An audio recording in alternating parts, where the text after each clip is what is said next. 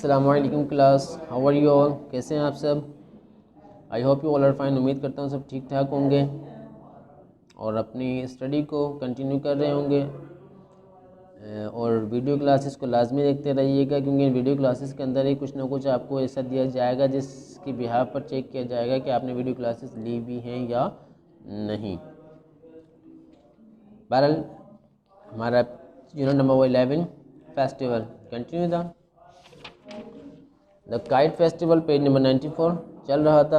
Paragraph number 1, paragraph number 2 और paragraph number 3 और 4 ये तमाम हम लास्ट क्लास में पढ़कर आ चुके थे। Now come to the paragraph number 5। अब हम पैराग्राफ नंबर 5 की तरफ चलेंगे।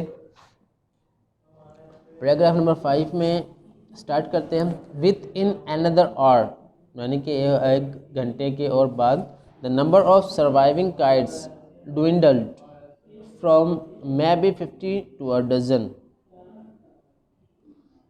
यानी कि कुछ ही वक्त के बाद जो पतंग जो यहाँ उड़ रही थी, यानी कि जो पतंगे जो सरवाइव कर गई थी, यानी कुछ पतंग जो है वो कट चुकी थी, वो कटते हुए गिर गई थी। बाकी जो पतंग जो वहाँ सरवाइव कर रही थी, गुजारा कर रही थी, अपना टाइम स्पेंड कर रही थी, वो कम होती चली जा रही थी और वो 50 से 1 दर्जन के करीब आ चुकी थी। यानी कि अगर लेट सपोज 50 पतंगें आसमानों पर थीं, तो उन 50 में से सिर्फ 1 दर्जन ही पतंग वापसी वहाँ बची थी।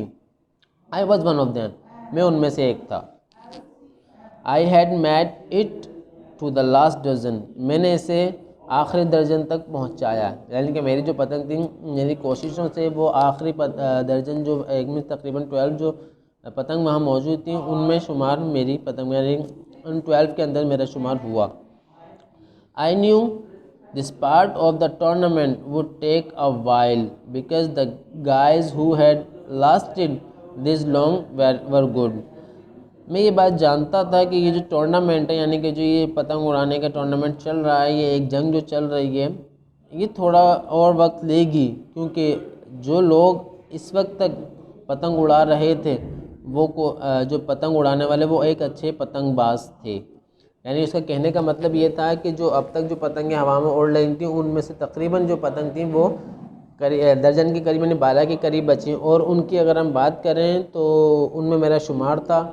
लेकिन ये टूर्नामेंट अब जो है वो बहुत ज़्यादा, यानी कि अब जो पतंग उड़ाने का जो टूर्नामेंट था, ये मज़ीद जो है वो कॉम्प्लिकेटेड हो गया था, यानी कि बहुत ज़्यादा मुश्किल हो गया था, क्योंकि अब जो पतंग उड़ाने वाले मौजूद थे वो पतंगबाज थे जो उन सब में बेहतर थे।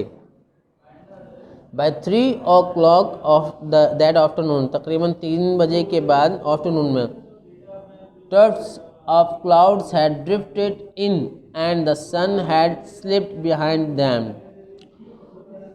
मतलब तकरीबन 3 बजे के टाइम मौसम थोड़ा चेंज हुआ और जो क्लाउड्स थे, यानी कि बादल जो थे, वो बादलों का गुच्छा वहाँ रगड़ता हुआ आया और सूरज को अपने पीछे ले गया, यानी कि सूरज के आगे वो बादल आ गए।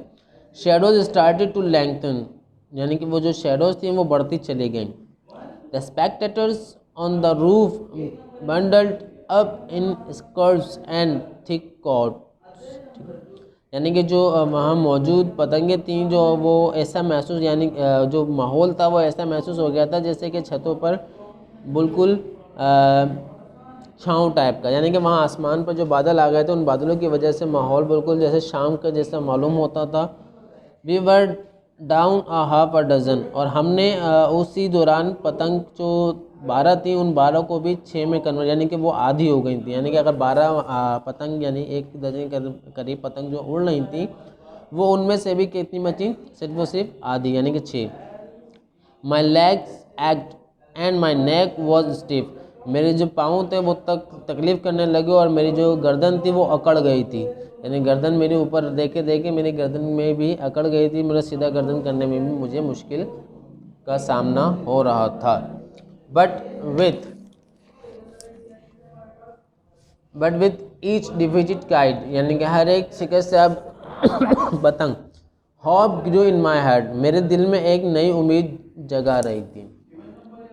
Like snow collecting on a wall, ऐसा लग रहा था जैसे कि आप दीवार पर बर्फ़ को जमा कर रहे हैं। ऑन फ्लैग और अ टाइम, और आप उसकी एक वक्त की तह लगा रहे हैं। मतलब ये कि उसके बोलने का मतलब ये है कि मुझे इतना सुकून और इतना मीन्स अब मैं पूरी उम्मीद हो रहा था, यानी कि मेरा दिल जो था वो पूरी उम्मीद था कि मैं इस जंग को यानी कि इस कंपटीशन को जीत जाऊंगा, इस टूर्नामेंट में मैं बाजी ले जाऊंगा। तो ये पैराग्राफ नंबर 5 और 6 था जो कि हमने इसमें पढ़ा। इंशाल्लाह ताला इससे मज़ीद पैराग्राफ जो हैं वो आगे अगली क्लास में पढ़ेंगे। अपना और अपने घर वालों को ख्याल रखिएगा, खुश रहिएगा, दुआ में याद रखिएगा। अल्लाह हाफिज़।